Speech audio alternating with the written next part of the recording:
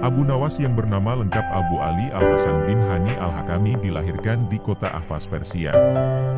Darah Arab dan Persia mengalir di tubuhnya. Abu Nawas lahir pada tahun 756 Masehi di Persia atau Iran dan meninggal pada tahun 814 Masehi di Baghdad, Irak. Abu Nawas adalah seorang ulama besar yang terkenal dengan kecerdasannya dan dipercaya sebagai wali Allah. Pada suatu hari, Baginda Harun al-Rasyid merasakan sakit di seluruh anggota badannya. Untuk berjalan terasa berat hingga akhirnya ia memanggil tabib istana untuk mengobatinya. Tapi ternyata hasilnya nihil. Lantaran tabib istana hingga tabib sekota Baghdad tak bisa mengobati, akhirnya Raja Harun al-Rasyid membuat sayembara untuk para tabib agar bisa menyembuhkan penyakitnya. Barang siapa yang bisa mengobati penyakit Harun al-Rasyid akan diberi hadiah uang emas yang banyak. Sayembara tersebut pun menyebar. Banyak para tabib yang akhirnya ambil bagian mengadu nasib untuk mengobati baginda raja. Abu Nawas yang mendengar sayembara itu pun tertarik untuk mencobanya. Padahal ia sama sekali tak mempunyai kemampuan mengobati. Hari yang ditunggu pun tiba. Abu Nawas menghadap raja untuk mencoba mengobatinya. "Hai Abu Nawas, rupanya engkau ikut pula dalam sayembara yang kuadakan ini," kata raja. "Benar, Baginda," kata Abu Nawas. "Apa kamu bisa mengobati penyakitku ini?" tanya Harun al-Rasyid. "Hamba akan mencobanya, Baginda. Hamba akan mencoba menerapkan cara-cara yang belum pernah dilakukan oleh tabib lainnya," jawab Abu Nawas meyakinkan. Abu Nawas kemudian meminta Raja Harun al-Rasyid untuk menerangkan penyakit apa yang diderita agar bisa memberikan tindak lanjut. Baginda Harun al-Rasyid pun menerangkan jika tubuhnya terasa nyeri, tangan dan kakinya terasa pegal-pegal. Setelah memeriksa, Abu Nawas tak langsung mengobati. Ia meminta waktu 2 hari kepada Raja Harun al-Rasyid untuk meramu resep obat terbaik. Di bawah pohon yang rindang, ia terus berpikir resep untuk sang baginda. Maklum saja, ia bukan tabib. Sehingga ia pun bingung harus memberikan resep apa. Sambil duduk dan berpikir, dari kejauhan ia melihat seorang kakek tua yang masih sibuk sendirian memetik buah-buahan di kebun kurma. Abu Nawas yang heran langsung mendekati kakek tersebut. Setelah bercakap-cakap dengan kakek tersebut, Abu Nawas mendapat jawaban. Kakek tersebut menjadikan aktivitas memetik buah sebagai kesibukan. Jika tak ada kesibukan, kakek tersebut malah merasa badannya pegal-pegal.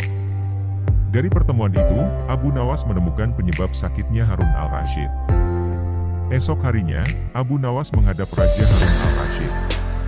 "Hai Abu Nawas, belum 2 hari kau sudah menghadapku, mana obat untukku?" tanya Harun al-Rasyid. "Maaf hamba, Baginda. Kali ini hamba datang belum membawa obat yang dapat Baginda minum. Sebab obat yang bisa sembuhkan Baginda hanya telur unta. Baginda harus cari telur itu sendiri karena jika tak dicari sendiri, maka khasiatnya akan hilang," terang Abu Nawas. "Kalau itu yang kau sarankan, baiklah aku akan segera mencarinya," jawab raja. Dengan sekuat tenaga Harun al-Rasyid mencoba mencari telur unta di pasar. Para pedagang pun terheran. Bukankah unta itu beranak, bukan bertelur? Tapi mereka tak berani mengatakan hal itu sebab yang mencari baginda raja. Setelah berkeliling kota dan tak menemukan satupun penjual telur unta, Harun al-Rasyid bertemu nenek tua yang menjelaskan jika unta tak bertelur tapi beranak. Ia lantas sadar jika ia baru dibohongi oleh Abu Nawas. Sampai di kediaman, Raja Harun al-Rasyid merasa kelelahan setelah perjuangan panjang mencari telur unta dengan berjalan. Ia pun akhirnya tertidur pulas karena capek yang diderita. Esok harinya ia tampak segar bugar dan anehnya sakit yang diderita hilang. Ia lalu menyuruh para pengawal untuk meminta Abu Nawas menghadapnya. Tak lama kemudian Abu Nawas menghadap. "Bagaimana Baginda? Apakah Baginda telah menemukan telur unta yang hamba anjurkan?" tanya Abu Nawas setelah memberikan salam kedatangan. "Rupanya engkau telah mempermainkanku, ya," jawab Baginda dengan marah. "Apa yang Baginda maksud?" tanya Abu Nawas. "Engkau menyuruhku mencari telur unta, padahal unta tak bertelur, melainkan beranak," terang Harun al-Rasyid. Abu Nawas kemudian menceritakan pertemuannya dengan kakek tua itu hingga memperoleh hikmah bahwa anggota badan yang tak pernah digerakkan akan membuat orang sakit. Pengalaman itulah yang ingin diterapkan Abu Nawas kepada bagindanya supaya ia tak hanya memerintah tetapi juga bergerak. Tentu saja baginda tidak akan menemukan telur unta. Sebab tidak akan mungkin ada unta yang bertelur. Tapi bukankah baginda sekarang sudah merasa lebih enakan? Tanya Abu Nawas setelah memberikan penjelasan. Benar. Apa yang kau katakan itu benar Abu Nawas, jawab raja yang tak lagi marah mendengar jawaban Abu Nawas. Bahkan aku semalaman dapat tidur dengan pulas sekali, imbuhnya. Kalau begitu, betul jika ada pepatah yang mengatakan, tidak ada kelezatan kecuali setelah kepayahan, sahut Abu Nawas. Mendengar hal itu, Harun al-Rasyid pun tertawa dan geleng-geleng kepala atas kecerdikan Abu Nawas. Itulah kisah Abu Nawas yang sangat cerdas dan cerdik. Semoga bermanfaat dan terhibur bagi kita semua. Dan ini adalah, Abu Nawas menipu komandan raja. Abu Nawas atau dikenal sebagai Abu Ali al-Hasan bin Hani al-Hakami, atau Abu Nawas, adalah seorang pujangga Arab. Abu Nawas, dilahirkan di kota Ahvaz di negeri Persia, dengan darah Arab dan Persia mengalir di tubuhnya. Abu Nawas adalah seorang ulama besar yang dikenal masyarakat akan kecerdikan dan kecerdasannya. Dikisahkan, pada suatu pagi hari, Abu Nawas muda sedang duduk-duduk bersantai di teras rumahnya. Beberapa saat kemudian, datanglah seorang komandan dengan beberapa prajuritnya. Sang komandan bertanya, "Wahai anak muda, di tempat aku bisa menemukan tempat untuk bersenang-senang di daerah sekitar sini?" tanya sang komandan. "Kalau tidak salah di sebelah sana," jawab Abu Nawas. "Di manakah tempat itu?" tanya salah seorang prajurit dengan sifat yang tidak menghargai. "Pergilah ke arah sana, lurus tanpa belok-belok, maka kalian akan menjumpai tempat untuk bersenang-senang," jawab Abu Nawas. Rombongan tentara kerajaan itu akhirnya pergi juga menuju tempat yang sudah ditunjukkan oleh Abu Nawas. Setelah beberapa saat, kagetlah mereka semua karena tempat yang mereka cari tidak ditemukan, kecuali hanya sebuah komplek kuburan yang sangat luas. Dan tentu saja hal ini membuat para tentara berang karena merasa telah ditipu oleh pemuda tersebut. Mereka pun kembali lagi ke tempat Abu Nawas. "Wahai anak muda, keluarlah engkau. Kenapa engkau berani sekali membohongi kami?" tanya sang komandan yang tidak tahu kalau yang diajak bicara itu sebenarnya adalah Abu Nawas, si penasehat kerajaan. "Siapakah engkau ini? Berani sekali membohongi kami?" tanya salah seorang prajurit. "Aku adalah abdi," jawab Abu Nawas. Komandan dan para prajurit merasa geram dan marah. "Prajurit, tangkap dia," seru komandan. "Engkau akan aku bawa ke panglima kami," kata komandan. Oh, rupanya Abu Nawas hendak dihadapkan ke panglima kerajaan mereka. "Wahai panglima, kami telah menangkap seorang pembohong yang berani membohongi pasukan kerajaan," kata komandan. "Alangkah lancangnya si pemuda ini karena sudah berani berbohong," lanjut komandan. Panglima bersikap biasa saja, malah dia bahkan memerintahkan kepada prajurit untuk melepaskan borgol yang ada pada tangan Abu Nawas. Komandan dan para prajurit terkejut dan merasa heran, ada apa gerangan ini? Setelah itu, Panglima pun mendekati Abu Nawas berkata, "Tuan Abu, maafkan perbuatan anak buahku di sini ya," kata Panglima itu dengan sangat sopannya. Laki-laki gagah dan tampan itu memang sudah saling mengenal satu sama lain karena mereka seringkali bertemu ketika sang khalifah mengundangnya ke istana. Komandan minta maaf. Betapa terkejutnya sang komandan dan para prajuritnya. Perasaan sombong dan congkak yang tadi menyelimuti mereka seakan berubah menjadi rasa takut. "Wahai Tuan Abu, sebenarnya kebohongan apa yang mereka sangkakan kepadamu?" tanya Panglima. "Wahai Panglima, mereka memintaku untuk menunjukkan tempat untuk bersenang-senang. Tentu saja aku tunjukkan kuburan karena kuburan adalah tempat yang lebih baik bagi orang-orang yang taat kepada Allah. Di sana pula dia akan mendapatkan hidangan yang nikmat dari Allah, terbebas dari rasa fitnah dan kejahatan manusia dan makhluk lainnya," jawab Abu Nawas dengan tenangnya. Mendengar jawaban pemuda itu, segera saja komandan mendekati Abu Nawas dan berkata, "Maafkan hamba, Tuanku Abu. Andai saja aku mengetahui bahwa Tuan adalah Tuan Abu, tentu kami tidak akan berani membawa Tuan ke hadapan Panglima, kata komandan lagi. Wahai komandan, apakah aku telah membohongi kalian? Bukankah aku berkata benar? Aku adalah abdi, dan setiap orang adalah abdi Allah Subhanahu wa Ta'ala, termasuk kalian semuanya, kata Abu Nawas. Anda benar tuanku, jawab komandan. Komandan dan prajurit yang telah menangkap Abu Nawas merasa malu jadinya. Itulah kisah Abu Nawas sang wali Allah yang sangat cerdas. Semoga cerita ini bisa bermanfaat bagi kita semua. Dan ini adalah kisah Abu Nawas adu kekuatan, dan apakah yang terjadi? Simak kisah ini hingga selesai. Abu Nawas atau dikenal sebagai Abu Ali Al-Hasan bin Hani Al-Hakami, atau Abu Nawas, adalah seorang pujangga Arab. Abu Nawas dilahirkan di kota Ahvaz di negeri Persia, dengan darah Arab dan Persia mengalir di tubuhnya. Abu Nawas adalah seorang ulama karismatik yang sangat cerdas dan cerdik. Beliau juga dipercaya sebagai seorang wali. Di suatu hari yang cerah, Raja Harun al-Rashid dan pengikutnya meninggalkan istana untuk berburu. Akan tetapi dalam perjalanan, Abu Jahil menyusul dengan terengah-engah di atas kudanya. Baginda, Baginda, hamba akan mengusulkan hal, lanjutnya sebelum mendekat sang raja. Apa usulmu itu, Abu Jahil? Bertanya Baginda Raja keheranan. Agar acara berburu ini menarik serta disaksikan banyak masyarakat, bagaimana bila kita mengatakannya saja, tutur Abu Jahil dengan mimik serius. Baginda terdiam sewaktu-waktu serta mengangguk-angguk. Hamba ingin beradu ketangkasan dengan Abu Nawas, bagaimana Baginda? Pemenangnya memperoleh sepundi duit emas. Namun bila kalah, hukumannya memandikan kuda-kuda istana, sepanjang sebulan, papar Abu Jahil memberikan keyakinan sang raja. Hei, hadiah saja yang kau pikirkan. Lalu bagaimana langkahnya adu ketangkasan ini? Sela Baginda agak geram. Sesudah memberitahu idenya, Baginda setuju, maka dipanggillah Abu Nawas oleh satu di antara punggawa. Abu Nawas menghadap. Ia juga diberi panduan panjang lebar oleh Baginda. Awal mulanya Abu Nawas menampik lantaran ia paham seluruh ini akal bulus Abu Jahil yang ingin singkirkan dirinya dari istana. Namun Baginda memaksa serta Abu Nawas tak dapat mengelak. Abu Nawas juga memikirkan sesaat. Ia paham bila Abu Jahil saat ini diangkat jadi pejabat istana. Ia pasti mengerahkan seluruh anak buahnya buat menyumbang seekor binatang buruannya di rimba kelak.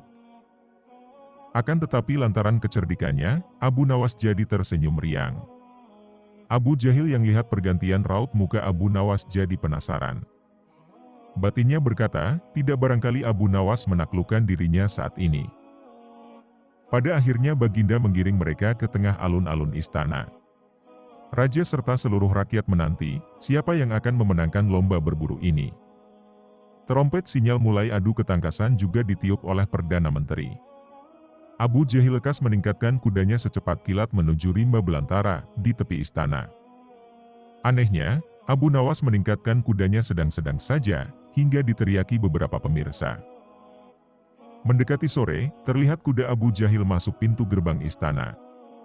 Ia juga diteriaki beberapa pemirsa serta memperoleh tepuk tangan meriah sekali. Di segi kiri kanan kudanya terlihat beberapa puluh hewan yang mati terpanah. Tidak cuma itu, kuda penambahan lumayan memanggul binatang buruan yang lain. Abu Jahil dengan senyum bangga menunjukkan seluruh binatang buruannya di dalam lapangan. Aku, Abu Jahil, memiliki hak memenangkan lomba ini. Tengok binatang buruanku banyak, tidak mungkin Abu Nawas mengalahkanku, teriaknya lantang. Pemirsa di lebih kurang arena makin ramai bertepuk tangan.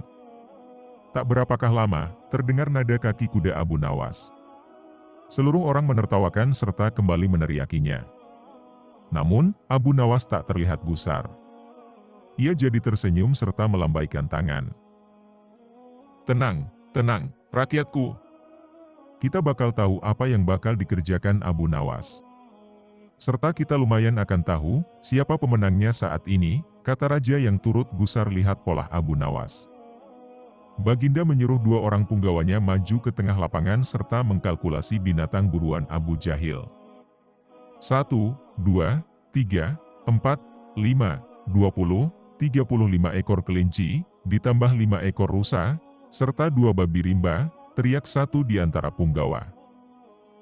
Kalau demikian akulah pemenangnya, karena Abu Nawas tak membawa seekor binatang juga. Hahaha, teriak Abu Jahil lantang. Tenang, tenang. Saya membawa beberapa ribu binatang. Jelaslah saya pemenangnya dan kau Abu Jahil, silahkan memandikan kuda-kuda istana. Berdasarkan aturan lomba, seluruh binatang bisa ditangkap, yang mutlak jumlahnya, kata Abu Nawas sembari buka bambu kuning yang sudah diisi beberapa ribu semut merah. Sekarang cobalah kalkulasi ini, 1, 2, 3, 4, 100, 200, selebihnya tak perlu dihitung, ungkap Abu Nawas. Tiada banyak berkata, Abu Jahil tidak sadarkan diri alias semaput dikarenakan lihat semut merah Abu Nawas. Baginda tertawa terpingkal-pingkal serta segera berikan hadiah pada Abu Nawas. Kecerdikan serta ketulusan hati pasti dapat menaklukkan kelicikan. Itulah kisah Abu Nawas yang sangat cerdas dan cerdik. Semoga cerita ini bisa bermanfaat dan menghibur kita semua. Dan ini adalah kisah Abu Nawas memijat ayam, berawal dari tantangan Raja Harun al-Rasyid. Abu Ali Al-Hasan bin Hani Al-Hakami atau dikenal Abu Nawas merupakan seorang pujangga Arab yang populer karena kecerdasannya. Abu Nawas dilahirkan di kota Ahvaz di negeri Persia. Dengan darah Arab dan Persia mengalir di tubuhnya. Abu Nawas merupakan seorang ulama besar yang terkenal dengan kecerdasan dan kecerdikannya. Ia hidup di masa Raja Harun al-Rasyid. Keilmuannya sangat masyhur dan dipercaya sebagai sang wali. Dikisahkan, suatu kali Abu Nawas diundang makan malam oleh raja.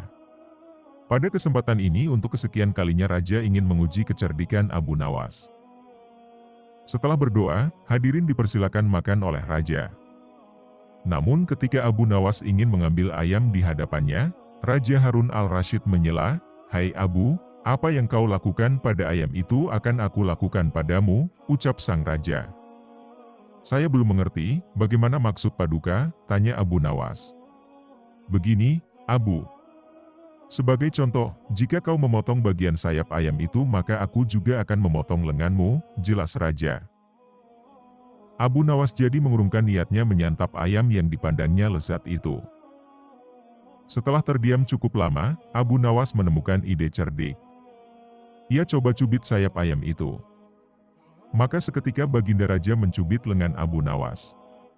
Abu Nawas menepuk lembut punggung ayam, raja pun menepuk lembut punggung Abu Nawas. Maka Abu Nawas melanjutkan aksi cerdiknya, yakni memijat sayap ayam untuk waktu yang lama. Sang raja pun mau tidak mau memijat lengan Abu Nawas, sambil menunggu pijatan Abu Nawas selesai. Akan tetapi setelah ditunggu lama, hal itu tak pernah terjadi. Jadi mau tak mau sang raja terpaksa menghentikan gerak memijatnya. Karena sang raja tak bisa berlama-lama memijat. Sementara Abu Nawas masih bertahan memijat sayap ayam itu. Setelah tak berhasil mempermainkan Abu Nawas, sang raja itu pun mempersilakan untuk memakan ayam itu.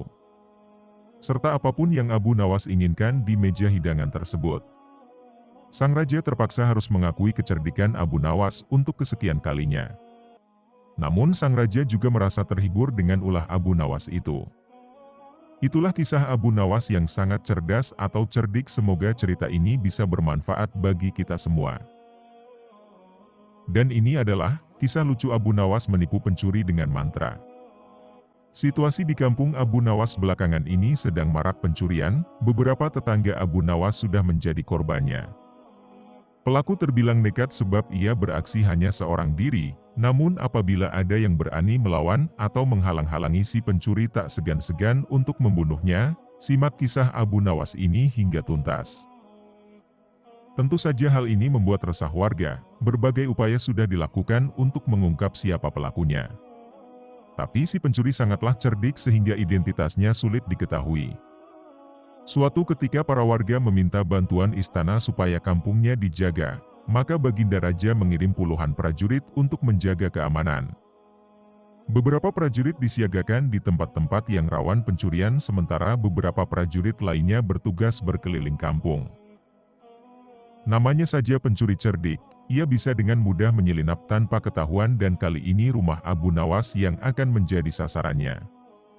Saat tengah malam tiba si pencuri memanjat atap rumah Abu Nawas, sang istri yang masih terjaga menyadari kehadiran si pencuri. Ia pun segera membangunkan Abu Nawas, "Wahai suamiku, di atap rumah kita ada seorang pencuri," kata sang istri kepanikan. Abu Nawas terkejut dan segera terbangun. "Aku takut suamiku, apa yang harus kita lakukan?" tanya sang istri. Sejenak Abu Nawas terdiam, kalau ia melawan itu tidak mungkin, bisa-bisa ia mati terbunuh. Di saat suasana sedang genting tak menyurutkan Abu Nawas untuk kehilangan akal cerdiknya. "Aku punya ide, kau turuti saja perintahku," tutur Abu Nawas. Setelah Abu Nawas memberitahu rencananya, sang istri langsung mengiyakan. Kemudian dengan suara lantang sang istri berkata, "Wahai suamiku, apakah di karung ini semuanya berisi uang? Dari mana kau dapatkan uang sebanyak ini?" Abu Nawas pura-pura emosi dan menjawab, "Tengah malam begini kamu membangunkan aku hanya untuk menanyakan asal uang tersebut?"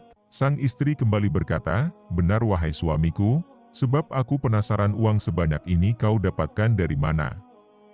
Abu Nawas membalas, "Dulu semasa muda aku adalah perampok dan uang tersebut adalah hasil rampokanku." "Aku tidak percaya, kamu pasti bohong," ujar sang istri. "Wahai istriku, jika kau tahu apa rahasianya pasti kau akan percaya," tutur Abu Nawas. "Ceritakanlah padaku, aku sungguh ingin mengetahuinya," timpal istrinya. "Aku akan memberitahu, tapi kamu jangan bilang siapa-siapa, sebab bila rahasia ini sampai didengar oleh si pencuri dia bisa menggasak semua uang kita," ujar Abu Nawas. "Saya janji saya tidak akan mengatakan kepada siapapun," balas istrinya. "Begini wahai istriku, waktu itu aku memanjat atap rumah yang akan aku satroni, aku melihat ke atas langit apabila bulan belum muncul aku menunggunya," kata Abu Nawas. "Untuk apa menunggu bulan muncul?" tanya istrinya pura-pura penasaran. "Justru di sini rahasianya, apabila bulan sudah muncul aku akan terjun dari atap rumah dengan mengucapkan mantra 3 kali abrakadabra," kata Abu Nawas memberitahu. "Apakah tidak berbahaya?" tanya sang istri. "Tentu saja tidak, dengan mantra tersebut cahaya bulan akan membuatku melayang dan jatuh perlahan, itulah kenapa aku menunggu bulan muncul dan dengan mantra tersebut aku bisa masuk ke dalam rumah orang tanpa bisa dilihat oleh siapapun. Aku bisa mencuri semua harta di rumah orang tanpa ketahuan," kata Abu Nawas menjelaskan. Sementara si pencuri yang berada di atap rumah Abu Nawas menguping pembicaraan mereka berdua. "Ilmu yang luar biasa. Kau sungguh bodoh Abu Nawas, malam ini hartamu akan saya kuras tanpa kamu sadari," kata si perampok dalam hati. Ia pun segera praktekkan ilmu yang ia dengar dari Abu Nawas. "Malam ini aku sangat beruntung, cahaya bulan sangat mendukung untuk aksiku, ia bersinar sangat terang," kata si pencuri. "Abrakadabra," ucap si pencuri. Kemudian ia membiarkan dirinya jatuh dari atap rumah. Aksinya ini membuat si pencuri jatuh ke tanah dengan kondisi terluka parah, tulang rusuknya patah, tulang kakinya juga patah. Si pencuri menggeliat dan berteriak kesakitan. Mendengar ada kegaduhan di depan rumah Abu Nawas, para tetangga beramai-ramai mendatanginya. "Hai, ada apa ini Abu Nawas, dan siapa orang yang terluka ini?" tanya salah satu warga.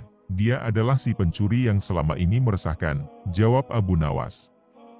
Tidak lama kemudian para prajurit istana yang menjaga keamanan datang dan meringkus pencuri. Suasana kampung Abu Nawas pun kini menjadi aman kembali. Dan ini adalah kisah Abu Nawas duduk menyendiri di kuburan, sempat disangka gila oleh Baginda Raja.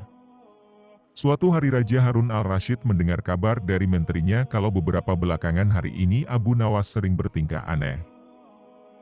Hampir setiap hari Abu Nawas menghabiskan waktunya duduk di atas kuburan.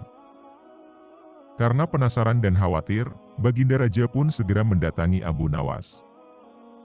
Benar saja, sesampainya di kuburan Baginda mendapati Abu Nawas sedang duduk seorang diri.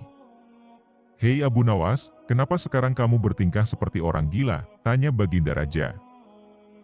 Abu Nawas balik bertanya, "Aku atau Baginda yang gila Baginda?" Raja menjawab, "Tentu saja kamu yang gila, ngapain juga setiap hari duduk di kuburan?" Abu Nawas membalas, "Justru itulah aku yang waras dan Baginda yang gila." Baginda Raja pun heran dengan jawaban Abu Nawas. "Kenapa bisa begitu wahai Abu Nawas?" tanya Baginda Raja. "Ya karena aku tahu bahwa istana dan kekuasaanmu suatu saat pasti akan musnah dan disitulah Baginda akan hidup abadi," jawab Abu Nawas sambil menunjuk ke sebuah kuburan. "Oleh karenanya aku mempersiapkan diri untuk tinggal kekal di sini, sementara Paduka justru menyibukkan diri dengan membangun istana megah padahal semuanya itu akan musnah." Paduka terlihat begitu membenci kuburan padahal disitulah tempat peristirahatan berakhir Paduka, tutur Abu Nawas melanjutkan. Mendengar perkataan Abu Nawas tersebut Baginda Raja seketika langsung terdiam. "Jika demikian adanya lalu siapa di antara kita yang gila wahai Baginda Raja?" tanya Abu Nawas menegaskan. Baginda Raja tak mampu bicara sedikit pun, ia hanya bisa menangis terisak. "Demi Allah benar sekali apa yang kau katakan, nasihatilah aku wahai Abu Nawas," pinta Baginda Raja. Dengan pandangan sorot mata yang tajam Abu Nawas berkata, "Cukuplah kau agar selalu amanah." Perlahan Baginda Raja mulai mereda tangisnya. "Terima kasih atas nasihatnya wahai Abu Nawas, apakah kau menginginkan sesuatu dariku?" tanya Baginda Raja. "Iya," jawab Abu Nawas. "Ada 3 permintaanku kepadamu wahai Paduka, jika kau sanggup melakukannya aku akan sangat berterima kasih sekali kepadamu," ujar Abu Nawas. "Baiklah katakan apa permintaanmu?" balas Baginda Raja. "Pertama, bisakah Paduka yang mulia menambah atau memperpanjang usiaku?" tanya Abu Nawas. "Tentu saja aku tidak mungkin mampu melakukannya," jawab Baginda Raja. "Permintaanku yang kedua, mampukah Paduka Raja menjagaku dari malaikat maut?" tanya Abu Nawas kembali. "Tentu saja aku takkan mampu wahai Abu Nawas," jawab Baginda Raja. "Baiklah, sekarang permintaanku yang ketiga, mampukah Paduka memasukkanku ke dalam surga dan menjauhkan diriku dari api neraka?" pinta Abu Nawas. "Itu juga tak mungkin mampu aku lakukan wahai Abu Nawas," jawab Baginda Raja. Kemudian Abu Nawas berkata, "Kalau begitu aku tidak membutuhkan bantuanmu, silakan Paduka Raja pergi dari sini." Baginda Raja pun lantas meninggalkan Abu Nawas seorang diri di sebuah pemakaman yang penuh dengan ketenangan. Hikmah yang dapat kita ambil dari kisah ini adalah bahwasanya hanya kepada Allah tempat memohon perlindungan dan meminta pertolongan. Dan ini adalah kisah Abu Nawas, tragedi uang palsu. Tuan Hakim sampai dibuat heran oleh sosok ini. Abu Nawas atau dikenal sebagai Abu Ali Al-Hasan bin Hani Al-Hakami, adalah seorang pujangga Arab. Abu Nawas dilahirkan di kota Ahvaz di negeri Persia, dengan darah Arab dan Persia mengalir di tubuhnya. Kisah-kisah Abu Nawas pun banyak digemari hampir di penjuru dunia. Nama Abu Nawas di Indonesia pun begitu tak asing didengar. Kisah yang menarik dikemas sedemikian rupa, mampu membuat penikmat karyanya sangat begitu antusias. Dikisahkan Abu Jahil sangat tertarik dengan cincin milik Abu Nawas. Sebenarnya Abu Nawas bersedia menjualnya asalkan harganya 1 dinar. Tapi karena Abu Jahil sangat bakhil, ia enggan membelinya. Suatu hari saat Abu Jahil mencangkul tanah di ladang, tanpa sengaja cangkulnya membentur benda keras. Karena dirasa mengganggu, ia pun berniat menyingkirkan benda keras tersebut. Ketika ia mengambilnya, ternyata benda itu adalah koin uang 1 dinar. Betapa bahagianya hati Abu Jahil, lalu digosokkan uang yang sudah karatan itu. Tapi kebahagiaannya tidak berlangsung lama, karena setelah dia mati, uang koinnya adalah uang dinar palsu. Rasa kecewa pun hingga pada diri Abu Jahil, ia lalu berniat untuk membuang koin tersebut. Saat ia hendak membuangnya, tiba-tiba terbesit niat jahat pada diri Abu Jahil. "Kenapa aku harus membuangnya? Bukankah dengan uang ini aku bisa mengelabui Abu Nawas? Aku akan membeli cincinnya dengan uang palsu ini," pikir Abu Jahil dalam hati. Maka datanglah ia menemui Abu Nawas. "Hei Abu Nawas, apa kamu masih berniat menjual cincinmu?" tanya Abu Jahil. "Iya, tapi harganya 1 dinar, jawab Abu Nawas. "Baiklah Abu Nawas, aku bersedia," balas Abu Jahil. Ia pun memberikan uang palsu tersebut kepada Abu Nawas. Abu Nawas menerimanya tanpa memastikan bahwa uang tersebut adalah palsu. Lalu oleh Abu Nawas uang tersebut ia gunakan untuk membeli daging di pasar. Si penjual daging juga sama, ia menerima uang dari Abu Nawas tanpa memastikan bahwa uang tersebut adalah palsu. Kemudian, si penjual daging membeli buah-buahan dengan menggunakan uang palsunya dari Abu Nawas. Esok harinya, Abu Jahil mendatangi pedagang buah untuk menagih hutang sebanyak 1 dinar. "Kamu sudah janji katanya hari ini kamu akan melunasi hutangmu," kata Abu Jahil. Si pedagang buah lalu memberikan uang palsu yang diperolehnya dari si penjual daging. Dengan hati gembira, Abu Jahil langsung pulang ke rumah. Namun setelah dia mati, ternyata uang yang didapatnya adalah uang palsu. "Kurang ajar dia telah menipuku," ucap Abu Jahil emosi. Ia pun pergi menghadap Tuan Hakim untuk mengadukan si penjual buah. "Tuan Hakim, si penjual buah telah menipuku, dia membayar hutangnya pakai uang palsu," keluh Abu Jahil. Mendengar keluhan Abu Jahil, kemudian Tuan Hakim memanggil si pedagang buah. "Kenapa kamu membayar hutang pakai uang palsu?" tanya Tuan Hakim. "Ampun Tuan Hakim, saya sendiri tidak tahu saya mendapatkan uang tersebut dari si penjual daging," jawab si penjual buah. Maka dipanggillah si penjual daging untuk menghadap Tuan Hakim. "Apakah benar kemarin kamu beli buah-buahan pakai uang ini?" tanya Tuan Hakim kepada si penjual daging.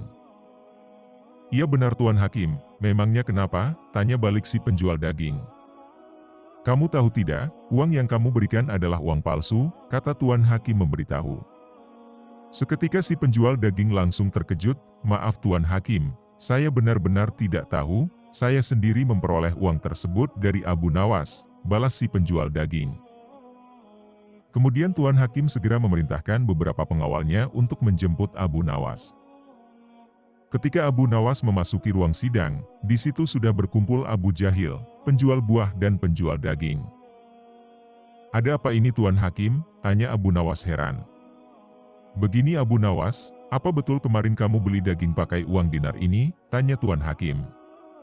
Sejenak Abu Nawas mengamati uang tersebut, "Iya betul memangnya kenapa Tuan Hakim?" tanya balik Abu Nawas. "Kenapa kamu membeli daging pakai uang palsu?" tanya Tuan Hakim. Kembali Abu Nawas langsung kaget mendengarnya, "Saya tidak tahu kalau uang tersebut adalah palsu. Saya mendapatkan uang tersebut dari Abu Jahil Tuan Hakim. Dia membeli cincinku menggunakan uang itu," jawab Abu Nawas. Tuan Hakim menjadi bingung dengan jawaban Abu Nawas. "Benarkah itu wahai Abu Jahil?" tanya Tuan Hakim. "Benar Tuan, aku menemukan uang itu saat aku mencangkul di ladang," jawab Abu Jahil gemetaran. "Kamu telah menipu orang lain, tapi kamu malah menuduh orang lain menipumu, jadi masalah ini sebenarnya bersumber dari kamu sendiri Abu Jahil. Karena kamu telah membuat kegaduhan maka kamu didenda 10 dinar atau kurungan penjara selama 10 bulan, kata Tuan Hakim memutuskan. Dengan berat hati, terpaksa Abu Jahil harus membayar denda tersebut. Sebelum mereka membubarkan diri, Abu Nawas memberi nasihat kepada Abu Jahil, "Hai Abu Jahil, ada pepatah mengatakan, barang siapa yang menggali lubang untuk saudaranya, maka dia sendiri yang akan terjatuh di dalamnya," ucap Abu Nawas. Demikianlah kisah menarik dari Abu Nawas. Ambillah sisi positif dari cerita ini dan buang sisi negatifnya, semoga bermanfaat. Dan ini adalah terungkapnya ilmu rahasia yang telah lama disimpan oleh Abu Nawas. Sosok wali sufi Abu Nawas dikenal sebagai tokoh yang cerdik dan pintar. Kecerdikan wali sufi Abu Nawas kerap kali mampu menyelesaikan permasalahan yang dihadapinya. Dikisahkan bahwa Baginda Raja pulang ke istana dan langsung memerintahkan para prajuritnya menangkap wali sufi Abu Nawas. Akan tetapi, wali sufi Abu Nawas telah menghilang entah kemana, karena ia tahu ia sedang diburu para prajurit kerajaan. Setelah wali sufi Abu Nawas tahu para prajurit kerajaan sudah meninggalkan rumahnya, Abu Nawas baru berani pulang ke rumah. "Suamiku, para prajurit kerajaan tadi pagi mencarimu," lapor sang istri. "Iya istriku, ini urusan gawat. Aku baru saja menjual Sultan Harun ar-Rasyid menjadi budak," kata Abu Nawas. Mendengar jawaban dari wali sufi Abu Nawas itu, sang istri pun langsung terkejut. "Raja kujadikan budak," kata Abu Nawas. "Kenapa kau lakukan itu suamiku?" tanya sang istri.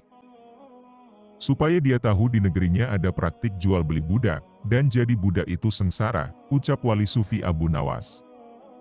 Sebenarnya maksudmu baik, tapi Baginda Raja pasti marah. Buktinya para prajurit diperintahkan untuk menangkapmu, ucap sang istri. Menurutmu apa yang akan dilakukan Sultan Harun ar-Rasyid kepadaku? Tanya Wali Sufi Abu Nawas dengan wajah cemas. Pasti kau akan dihukum berat, ujar sang istri. Gawat! Aku harus mengerahkan ilmu yang kusimpan, tutur Wali Sufi Abu Nawas. Abu Nawas lantas segera masuk ke dalam, ia terlihat mengambil air wudhu lalu mendirikan sholat 2 rakaat. Setelah itu, sang Wali Sufi Abu Nawas kemudian berpesan kepada istrinya apa yang harus dikatakan bila Baginda datang. Tidak berapa lama kemudian, tetangga Abu Nawas geger karena istri Abu Nawas menjerit-jerit. Ada apa ini? Tanya tetangga Abu Nawas sambil tergopoh-gopoh. Suamiku mati, kata istri Abu Nawas sembari menangis. Hah? Abu Nawas mati, kata tetangga kaget. Kabar kematian sang Wali Sufi Abu Nawas tersebar ke seluruh pelosok negeri, Baginda Raja pun terkejut.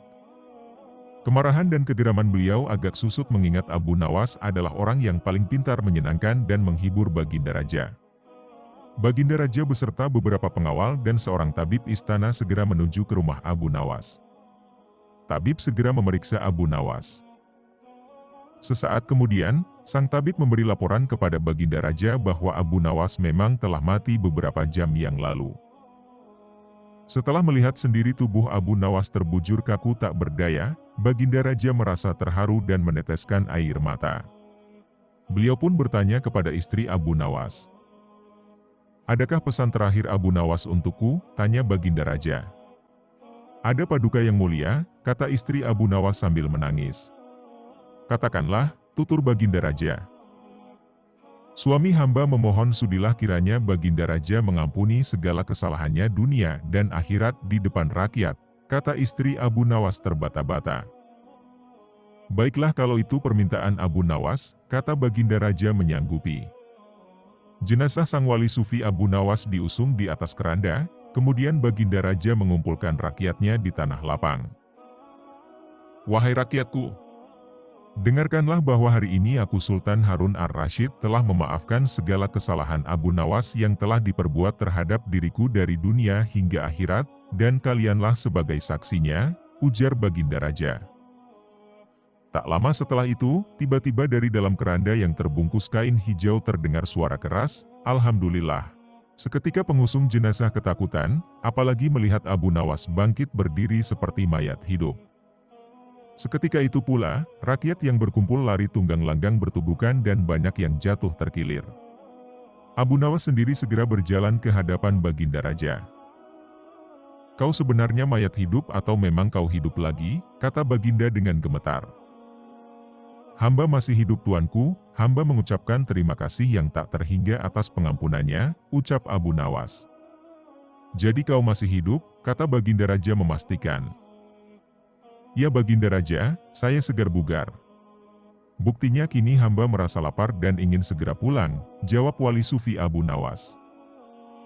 Kurang ajar. Ilmu apa yang kau pakai Abu Nawas? Tanya Baginda Raja. Ilmu dari Maha Guru Sufi, guru hamba yang sudah meninggal dunia, jelas Abu Nawas. Ajarkan ilmu itu kepadaku, pinta Baginda Raja. Tidak mungkin Baginda, hanya guru hamba yang mampu melakukannya. Hamba tidak bisa mengerjakannya sendiri, jelas Abu Nawas. Dasar pelit, gerutu Baginda Raja kecewa. Abu Nawas bikin geger.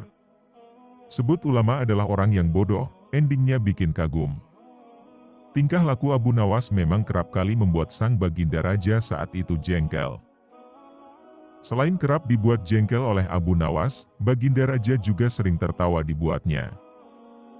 Pada suatu ketika, Abu Nawas telah melakukan kesalahan serius. Kesalahan yang dilakukan oleh Abu Nawas yakni ia sering datang ke berbagai tempat dan meneriakkan khutbah yang sama. Dalam khutbahnya itu, Abu Nawas selalu menyebut para ahli ilmu yaitu para ulama sebagai orang yang bodoh. Tentu saja, khutbah Abu Nawas ini dianggap mengganggu ketertiban masyarakat karena telah mencela para ulama.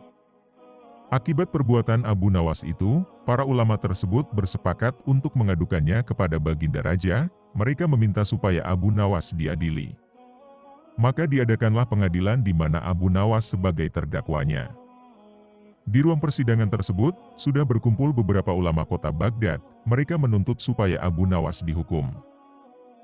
"Hai Abu Nawas, benarkah engkau berkata kalau para ahli ilmu adalah orang yang bodoh?" tanya Baginda Raja. "Benar Paduka yang mulia," jawab Abu Nawas singkat. "Apa alasanmu berbuat demikian?" tanya Baginda Raja kembali. "Sebelum saya menjawabnya, izinkan terlebih dahulu hamba meminta beberapa kertas dan pena lalu bagikan kepada semua para ahli ilmu yang ada di ruang sidang ini," pinta Abu Nawas.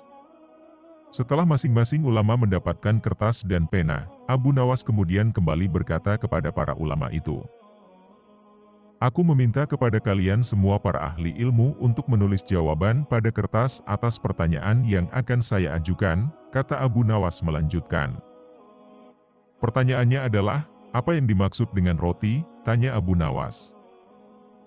Mendengar pertanyaan remeh-remeh tersebut, salah satu dari ulama berkata dengan nada protes, "Apa maksud pertanyaan ini wahai Abu Nawas?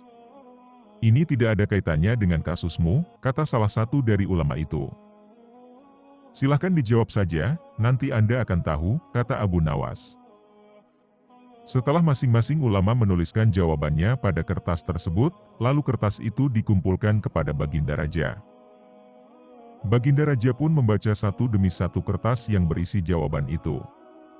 Ulama pertama menjawab roti adalah sebuah makanan, ulama kedua menjawab roti adalah karunia dari Tuhan, ulama ketiga menjawab roti adalah terigu yang sudah dimasak, ulama keempat menjawab roti adalah makanan bergizi. Intinya, masing-masing ulama mempunyai jawaban yang berbeda-beda tergantung pemaknaan mereka akan sebuah roti. Setelah membaca semua jawaban itu, Abu Nawas berkata kepada Baginda Raja dan kepada semua ulama yang ada di ruang sidang, "Kalian semua adalah para ahli ilmu tapi tak satu pun dari kalian yang mempunyai jawaban yang sama tentang roti. Wahai Baginda Raja, jika mereka tak bisa memiliki jawaban yang sama tentang roti, apakah mereka berhak menentukan khutbahku benar atau salah? Inilah maksudku mengatakan kalau mereka para ahli ilmu adalah orang yang bodoh," ucap Abu Nawas. Dapatkah Baginda mempercayakan keputusan atau penilaian kepada orang-orang seperti ini? Bukankah terasa lucu bila mereka tidak sepakat akan sesuatu yang mereka makan setiap hari tetapi mereka bisa dengan mudahnya sepakat menilai kalau khutbahku adalah salah, kata Abu Nawas menjelaskan. Mendengar hal itu, Baginda Raja justru menjadi kagum dengan cara berpikirnya Abu Nawas. Ia pun lantas dibebaskan dari tuntutannya. Abu Nawas ikut turnamen tinju kelas berat. Apa yang terjadi? Abu Nawas atau dikenal sebagai Abu Ali Al-Hasan bin Hani Al-Hakami atau Abu Nawas, adalah seorang pujangga Arab. Abu Nawas dilahirkan di kota Ahvaz di negeri Persia, dengan darah Arab dan Persia mengalir di tubuhnya. Abu Nawas lahir 756 Masehi di Ahvaz, Iran dan meninggal tahun 814 Masehi di Baghdad, Irak dan dimakamkan di Sheikh Maruf Cemetery, Baghdad, Irak. Dikisahkan suatu hari di Baghdad banyak dipasang reklame pendaftaran pergulatan tinju kelas berat dan dibuka untuk umum. Abu Nawas ketika berjalan-jalan tidak sengaja melihat reklame tersebut, dan melihat iming-iming hadiah emas seberat 1 kilogram bagi pemenangnya. Abu Nawas tertarik dengan hadiahnya, maka segera dia langsung mendaftarkan diri untuk mengikuti perhelatan tinju kelas berat tersebut. Panitia heran pada Abu Nawas yang berbadan kecil kurus tinggi, berani-beraninya mengikuti perhelatan tinju kelas berat. Singkat cerita tibalah saatnya perhelatan tinju kelas berat dilaksanakan, pertandingan demi pertandingan telah selesai dilaksanakan. Tibalah giliran Abu Nawas dengan lawan petinju kelas yang paling berat. Dipanggillah nama petinju yang akan melawan Abu Nawas tersebut. Namun ketika nama Abu Nawas dipanggil berkali-kali ternyata Abu Nawas tidak menampakkan batang hidungnya. Maka pertandingan Abu Nawas dengan petinju yang kelasnya paling berat pun ditunda. Petinju tadi geram dan langsung menanyakan alamat Abu Nawas. Maka keesokan harinya dia segera menuju rumah Abu Nawas sesuai dengan petunjuk. Betapa terkejutnya petinju tadi ketika mendapati rumah Abu Nawas yang kosong, namun di depan rumahnya terpasang beberapa jumlah celana pendek untuk tinju dengan ukuran yang sangat besar. Kontan saja sang petinju tadi nyalinya langsung down. Dia berkata dalam hati, matilah aku, lawanku ternyata orangnya berukuran jumbo, kalau aku kena pukulannya sekali saja, wah mati aku, ucap petinju. Maka saat itu juga dia memutuskan untuk mengundurkan diri dari jadwal pertandingan. Maka Abu Nawas yang berhak memperoleh hadiah emas 1 kilogram tersebut. Inilah kecerdikan Abu Nawas, mengamuk hancurkan istana tapi sang raja tidak marah. Urusan memang menjadi masalah, apalagi pejabat tinggi yang bermimpi. Semua bisa jadi tak masuk akal dan kelewatan, begitu juga yang terjadi pada zaman Khalifah Harun ar-Rasyid. Sebelumnya ada Kodi, memaksa seorang pemuda dari Mesir untuk melamar putrinya dengan semua harta yang dimiliki. Dasarnya adalah mimpi si pemuda itu, akibatnya pemuda itu jadi miskin, untung Abu Nawas menyelamatkannya. Sehingga pemuda Mesir itu bisa kembali ke Mesir dan membawa hartanya. Dan kini yang menjadi korbannya adalah Abu Nawas, tak tanggung-tanggung pelakunya adalah Baginda Raja Harun ar-Rasyid. Menceritakan mimpi sang raja yang merusak rumah Abu Nawas dan Abu Nawas membalasnya. Pada saat itu Abu Nawas tidak berdaya, tertunduk mendengarkan penuturan istrinya. Tadi pagi para pekerja dari istana membongkar rumah Abu Nawas atas titah sang raja tanpa bisa dicegah. Alasannya, karena Baginda Raja bermimpi di bawah rumah Abu Nawas terdapat emas yang tak ternilai harganya. Sang raja langsung memerintahkan para pekerjanya, hasilnya mimpi itu hanya kembang tidur saja. Dan tidak ditemukan emas maupun permata seperti dalam mimpi Baginda Raja. Hal itu membuat Abu Nawas kesal, jangankan minta maaf mengganti pun tidak dilakukan oleh Baginda Raja.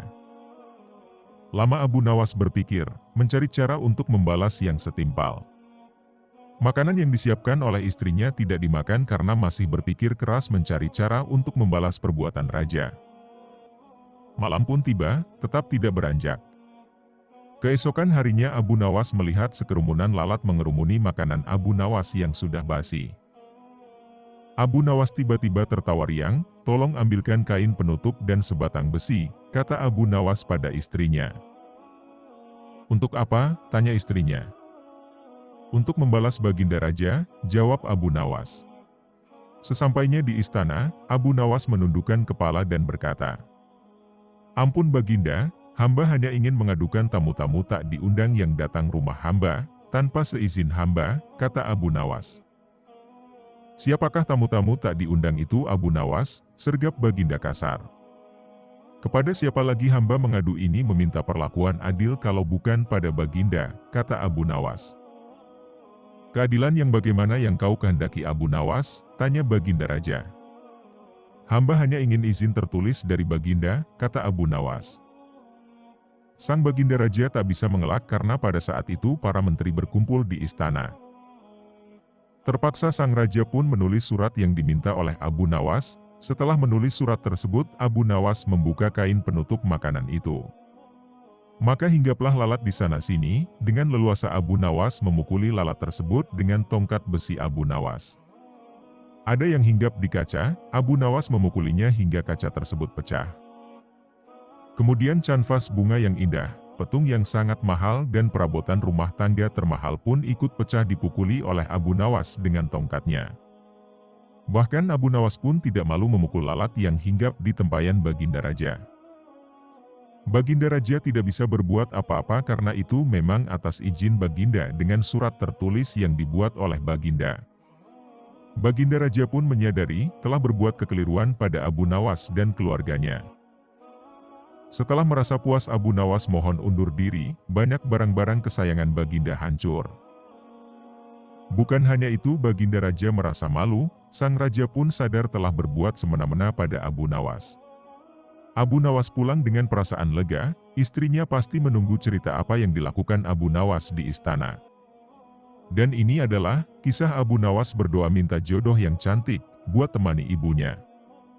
Suatu ketika Abu Nawas yang jomblo jatuh cinta kepada seorang gadis cantik jelita. Ia tergila-gila dengan seorang perempuan cantik, pintar, dan ahli ibadah. Dia sangat berambisi memperistri gadis salihah tersebut. Cintanya yang begitu dahsyat dan membara, membuat Abu Nawas berdoa kepada Allah. Ya Allah, jika memang gadis itu baik untukku, dekatkanlah kepadaku. Tetapi jika menurutmu ia tidak baik buatku, tolong ya Allah, sekali lagi tolong, pertimbangkan lagi ya Allah. Pinta Abu Nawas dengan menyebut nama gadis tersebut dan terkesan memaksa kepada Allah. Abu Nawas memanjatkan doa-doa itu setiap selesai sholat 5 waktu tanpa henti dan terus bersungguh-sungguh. Selama berbulan-bulan ia menunggu tanda-tanda dikabulkan doanya.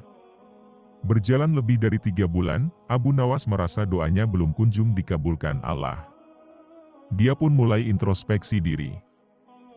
Mungkin Allah belum mengabulkan doaku karena aku kurang pasrah atas pilihan jodohku, ujarnya. Kemudian Abu Nawas bermunajat lagi. Tapi kali ini ia berganti strategi. Doa itu tidak diembel-embeli spesifik pakai nama si gadis cantik. Apalagi sampai memaksa Allah mengabulkan doanya. Abu Nawas lalu berdoa, "Ya Allah, berikanlah istri yang terbaik untukku." Berbulan-bulan ia terus memohon kepada Allah, namun Allah belum juga mendekatkan Abu Nawas dengan gadis pujaannya. Bahkan, Allah juga belum mempertemukan Abu Nawas dengan wanita yang hendak diperistri. Lama-lama ia mulai khawatir juga. Akhirnya Abu Nawas memutar otak lagi bagaimana caranya berdoa dan bisa cepat terkabul. Abu Nawas memang manusia cerdas. Tidak kehabisan akal, ia pun merasa perlu sedikit diplomatis kepada Allah. Abu Nawas pun mengubah doanya. Ya Allah, kini aku tidak minta lagi untuk diriku. Aku hanya minta gadis cantik sebagai menantu ibuku yang sudah tua dan sangat aku cintai ya Allah. Sekali lagi bukan untukku, ya Tuhan. Maka, berikanlah ia menantu, demikian doa Abu Nawas. Dasar Abu Nawas, pakai membawa nama ibunya segala, padahal permintaannya itu tetap saja untuk dirinya. Padahal Allah Maha Tahu, tidak bisa diakali siapapun. Tapi mungkin karena keikhlasan dan keluguan Abu Nawas tersebut, Allah pun menjawab doanya. Akhirnya Allah menakdirkan wanita cantik dan salihah tersebut menjadi istri Abu Nawas. Wah, kisah yang happy ending ya. Pelajaran yang dipetik adalah jangan lelah meminta dan berdoa kepada Allah, karena Allah pasti mengabulkan doa-doa hambanya. Kisah lucu Abu Nawas, dijamin ngakak hingga terbahak. Sosok Abu Nawas dikenal dengan satu tokoh yang sangat jenaka dengan kisah-kisah yang selalu mengundang tawa. Salah satu kisah tentang Abu Nawas tertulis dalam satu buah kitab berjudul Nadlatul Julas fi Nawadir Abi Nawas. Dalam kitab ini menceritakan tentang salah satu kisah dari Abu Nawas yang sangat menarik dan akan mengundang tawa. Dikisahkan Abu Nawas dan teman-temannya sedang duduk-duduk santai di sebuah gubuk tua yang reot. Saat Abu Nawas dan teman-teman sedang asyik mengobrol, angin berhembus begitu kencang, hingga membuat gubuk reot pun bergoyang. Bahkan saking kencangnya angin bertiup hingga mengeluarkan suara antara kayu dari gubuk reot yang keras terdengar. "Itu suara apa ya?" tanya Abu Nawas sambil membocorkan ke arah atap. "Duduk santai saja, itu suara zikir gubuk," jawab salah satu teman Abu Nawas. Ketika angin kembali datang suara itu terdengar lagi. Semakin kencang angin itu semakin keras suara yang dikeluarkan oleh gesekan kayu gubuk reot tersebut. Abu Nawas semakin khawatir dengan suara itu, dia pun melompat dari gubuk reot yang ia duduki dan lari menjauhinya. "Loh, kenapa Abu Nawas? Mau kemana?" tanya temannya lagi. "Maaf ya teman, saya mau pergi dulu," ucap Abu Nawas. "Saya khawatir, kalau atap gubuk itu semakin khusyuk berzikir lalu sujud. Kalau saya masih di gubuk itu, bisa-bisa saya jadi ikut sujud juga," kata Abu Nawas sambil berlalu pergi.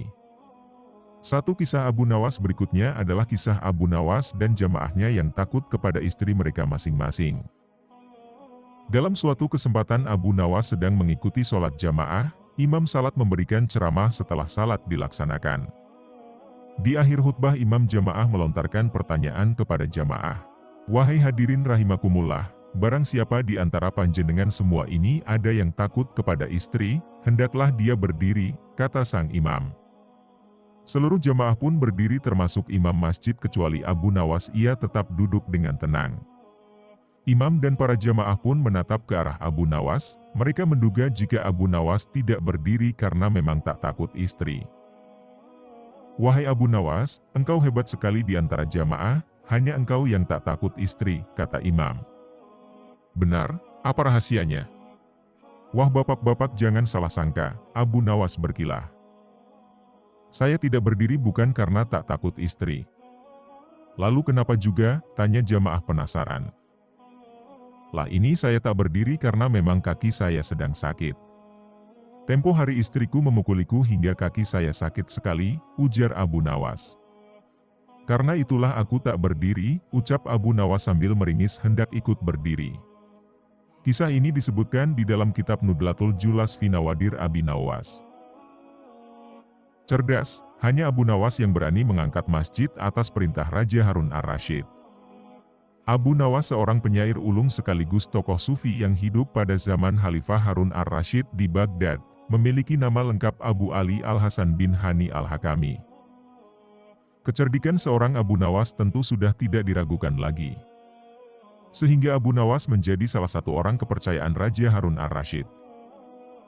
Dikisahkan pada suatu hari ketika Raja Harun ar-Rasyid sedang berhadapan dengan rakyatnya, Raja berkata kepada para rakyatnya, "Hai kalian semua, besok setelah selesai sholat Jumat janganlah kalian semua kembali pulang ke rumah masing-masing terlebih dahulu, sebelum ada perintah dariku," tutur Raja.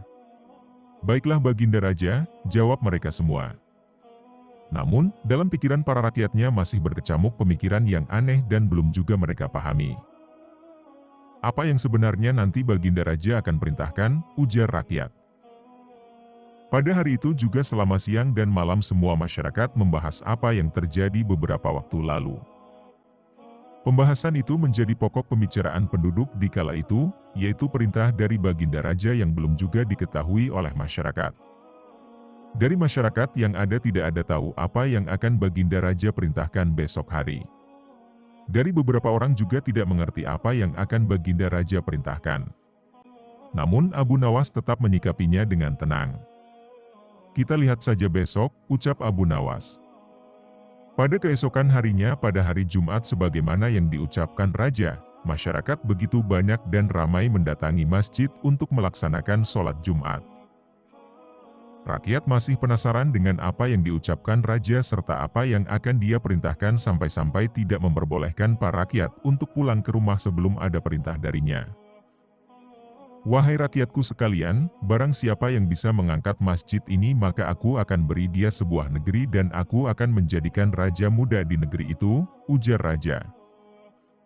Semua orang yang hadir pada saat itu tidak ada satupun dari mereka yang berkomentar dan menyanggupi apa yang diinginkan Raja sampai-sampai Raja mengulangi 3 kali perkataannya itu. Namun tetap saja tidak ada yang menyanggupinya, setelah mendengar perkataan dari Baginda Raja. Abu Nawas akhirnya pun mengangkat tangannya. "Saya Baginda Raja. Saya bisa mengangkat masjid ini dan saya juga bisa memindahkan masjid ini kemanapun yang diinginkan. Saya sendiri bisa gitu semua," ungkap Abu Nawas. "Akan tetapi saya mohon diberi waktu selama 7 hari, karena saya hendak mengamalkan amalan saya terlebih dahulu. Jika saya sudah selesai mengamalkan amalan itu jangankan masjid ini, dunia sekalipun bisa saya angkat berkat amalan itu. Satu lagi saya juga ada satu permintaan Baginda Raja, saya harap Baginda Raja kumpulkan para rakyat sekalian dan engkau bisa potongkan kerbau kambing. Dan engkau bisa memberikan makan rakyat yang hadir pada waktu itu dan setelah makan dan minum itu selesai barulah hamba yang akan mengangkat masjid itu tuanku," jelas Abu Nawas. "Baiklah," jawab Baginda Raja. Hingga pada hari ke-7 Baginda Raja mengumpulkan rakyat dan Baginda Raja dan menyuruh mereka untuk menyembelih kambing kerbau sebagai jamuan kepada mereka. Maka orang-orang yang hadir di waktu itu pun makan dan minum hidangan yang disiapkan oleh Baginda Raja dengan lahap.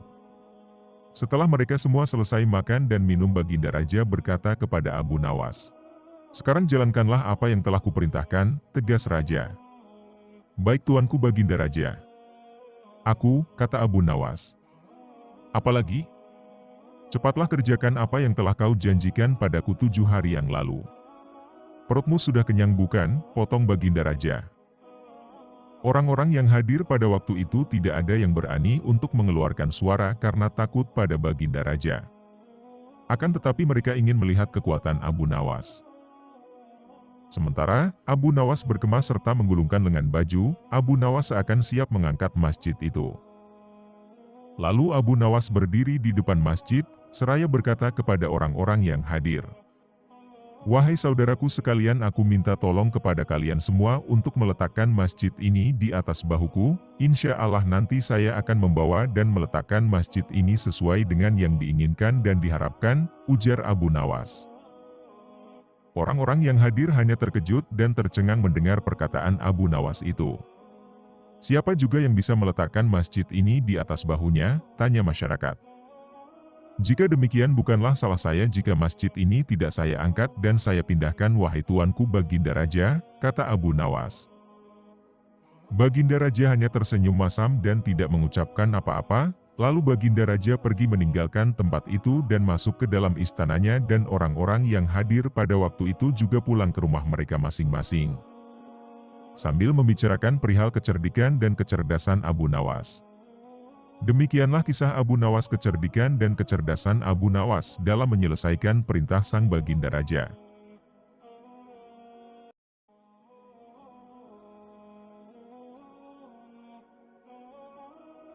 Kisah lucu dan penuh hikmah, Abu Nawas menyamar jadi orang buta.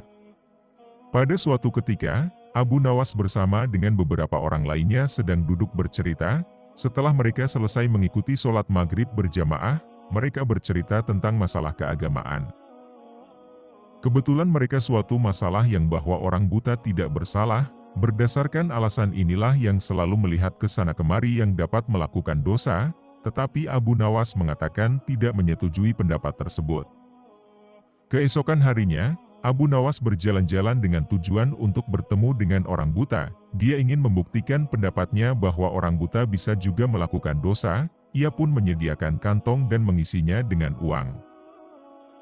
Tidak beberapa lama, Abu Nawas berjalan, ia benar-benar menemukan orang buta. Abu Nawas memperhatikan gerak-gerik orang buta yang sedang berjalan dengan tongkatnya.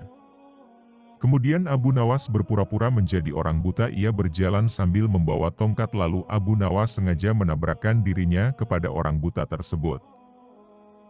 Ia pun pura-pura mengeluh, "Aduh, sungguh malang nasibku sebagai orang buta, takut ditabrak oleh orang yang tidak memiliki rasa belas kasih."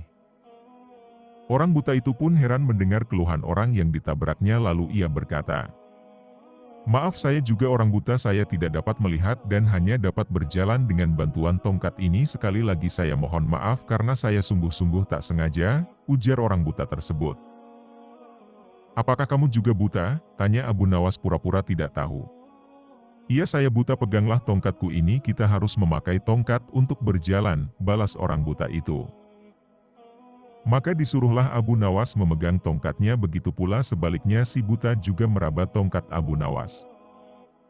Untuk membuktikan bahwa orang yang ditabraknya adalah benar-benar orang yang buta, Abu Nawas kemudian berkata, "Kalau begitu kita senasib wahai saudaraku, bagaimana kalau kita mencari rizki bersama-sama?" Orang buta itu pun menyetujui ajakan Abu Nawas.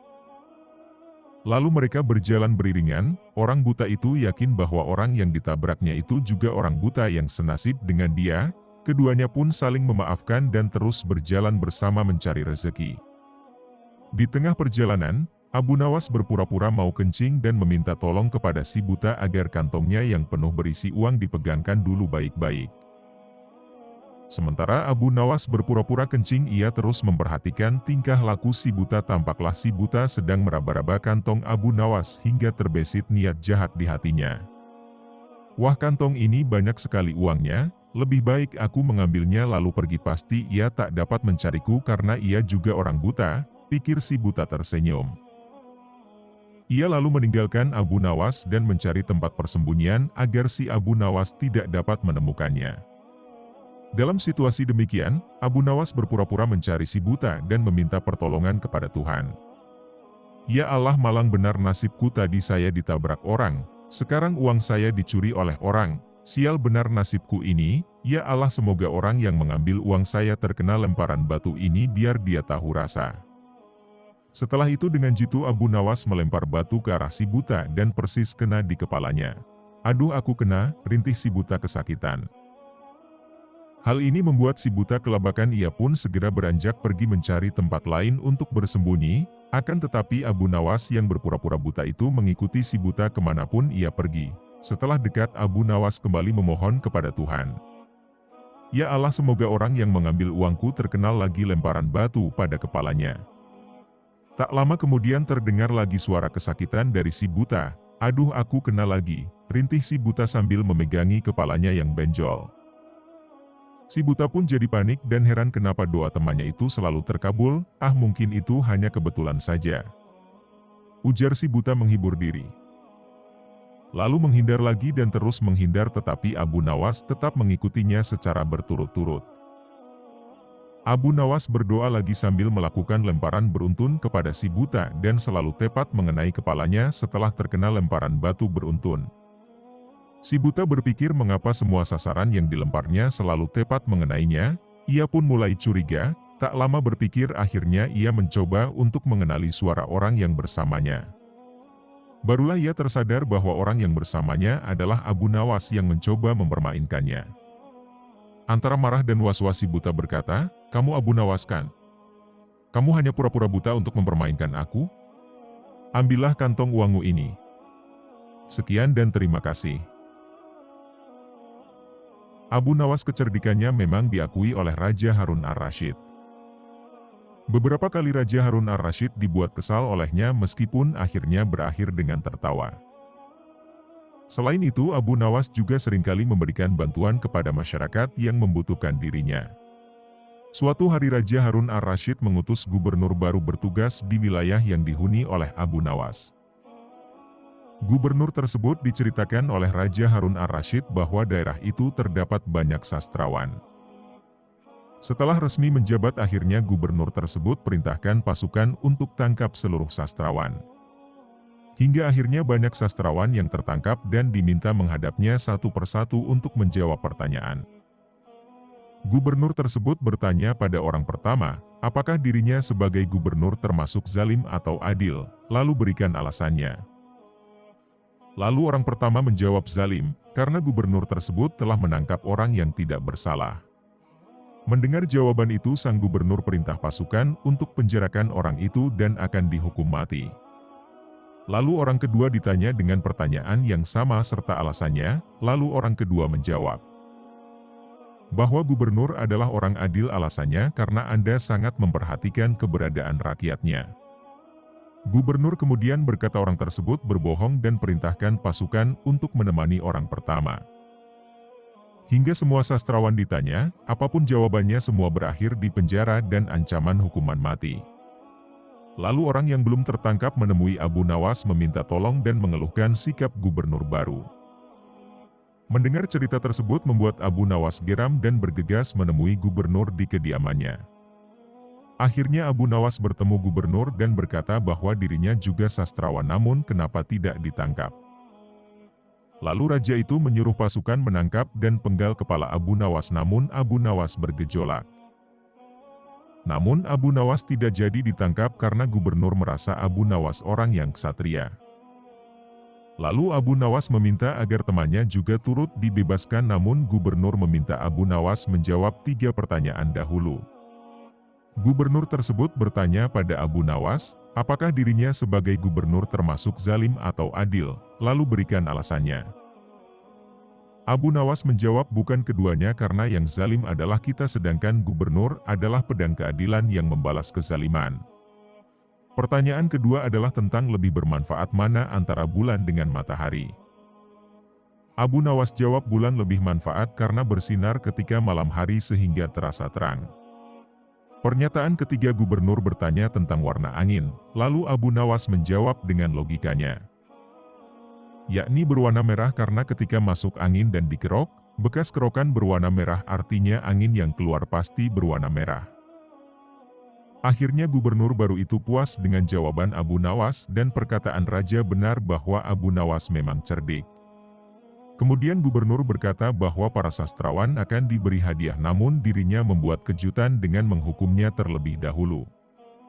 Hal itu sedikit membuat Abu Nawas kesal karena ternyata dirinya terperangkap jebakan gubernur baru itu. Demikian kisah cerdik Abu Nawas dalam menjawab pertanyaan dari gubernur baru. Cara cerdik Abu Nawas terima tantangan raja untuk jahit batu lumpang. Sosok Abu Nawas dikenal sebagai sufi yang sangat cerdik. Kerap kali tingkahnya membuat sang raja terpingkal tertawa.